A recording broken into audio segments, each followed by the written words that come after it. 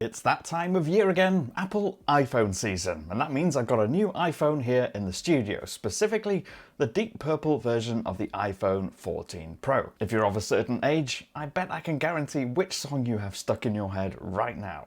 Anyway, I'm Cam Bunton from Pocket-lint, and in this video I'm going to quickly unbox, go through the brief setup process, and give you a tour of the new iPhone, including the dynamic island. If you do like this video, please do leave a thumbs up, subscribe, and tap the notification bell to make sure you don't miss any more. As unboxing experiences go, there's not much particularly new about the iPhone 14 Pro.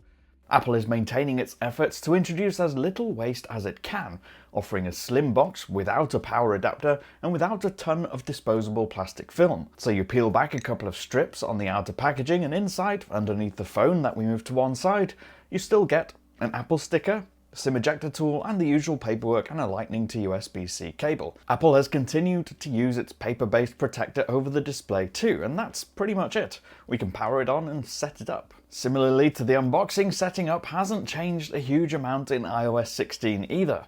When you first power it up, it'll ask you what language and region you'd like to set it to. Then you get the chance to use the quick start process, which uses your old iPhone to transfer all your apps and data and settings across. If you start this process, you simply scan the graphic on the screen with the old iPhone's camera, then confirm your old screen passcode and move through the process. You can either choose to use your most recent iCloud backup to restore the phone or transfer stuff directly from phone to phone. I chose the former because for me it's quicker, and time is of the essence when you have a video to make. The speed of the restore in this mode does depend on your internet, obviously, but once it's done you can carry on the usual setup stuff, including setting up Face ID and Apple Pay, and signing into your Apple ID if you use a different one for App Store and iTunes purchases. Otherwise, that's pretty much it in a nutshell. You just have to wait for it to restore and it'll be just like your old iPhone. So let's move on to the important stuff. Now, the design. iPhone 14 Pro is familiar looking, and that's because for the most part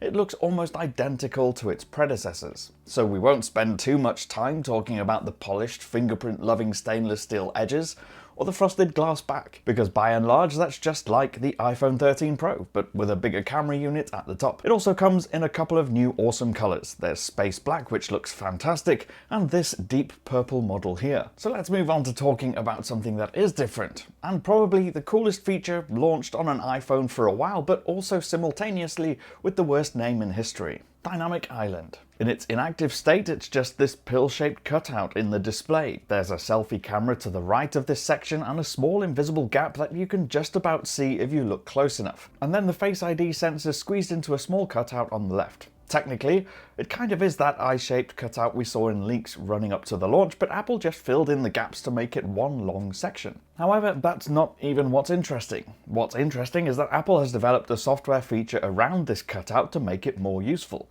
So it's not just cutting into space on your display for no reason. It's an adaptable section of the display that pulls in information from alerts or open apps. Like, you can have it showing an animation when you play music, or when you have a timer counting down in the clock. If you have two things running, it splits and you can switch between them. Press and hold it and it'll expand to offer more control for wherever that function is running, or a further tap takes you to the full app. It's pretty neat. The only problem is you may well find that you cover your camera with fingerprint smudges on the front if you use it quite a lot. For an app to appear in Dynamic Island, you can simply open it as normal and swipe up from the bottom. It then slides into the island zone.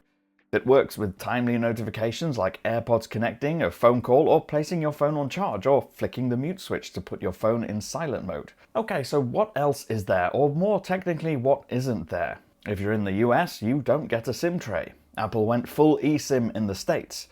It might not be a big inconvenience for someone who keeps their phone for 2 to 3 years and doesn't travel abroad a lot, but for some it might be a bit of a pain. For us in the UK and Europe and others elsewhere, thankfully, we still have the SIM tray. Apple stuck with a Lightning port again on the bottom, resisting the urge to follow its iPad Pro example and put in a USB-C instead for faster charging and data transfer. Another interesting thing to note is Apple apparently made the back easier to remove, so it's easier to repair the phone. Now moving on to the display, the hardware and the software. And we'll save an in-depth look at the display and hardware performance for the full review later on, but there's a lot here that promises a real premium experience. The 6.1-inch display boasts up to 2000 nits peak brightness and certainly seems really bright. At 490 pixels per inch on this model, it's really sharp too, plus it's got a new feature this year: always on display.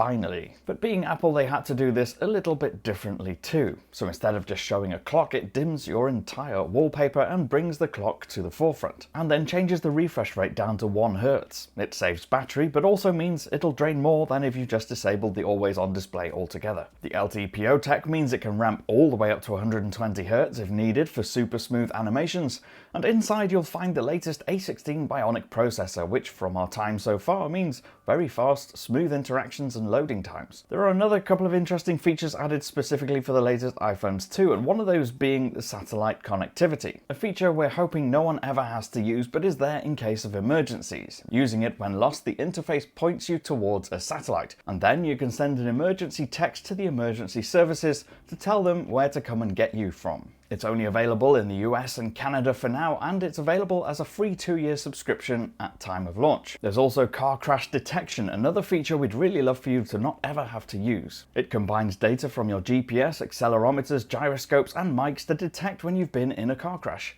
and then alerts the emergency services if you haven't responded in time. The phone runs iOS 16, and that means you get the new lock screen, notification design and other features that we went through in my previous video, so be sure to check that out here where I go through some of my favourite things that you need to try first in iOS 16. Now a quick note on cameras, and there is a bit of a jump here with Apple now offering a larger 48 megapixel sensor in the main camera. Pixel bins down to 12 megapixels by default with the aim to deliver better low light performance than previous phones, and it's joined by two 12 megapixel sensors, one in the ultra-wide and one in the telephoto zoom. So there you go, a quick tour and a look at the iPhone 14 Pro in deep purple. I'll be reviewing it probably around this time next week, so stay tuned for that, and also look out for a tips and tricks video coming soon. In the meantime, if you did like this video, please do hit that thumbs up, subscribe and tap the notification bell to make sure you don't miss any more. And I'll see you again in the next one.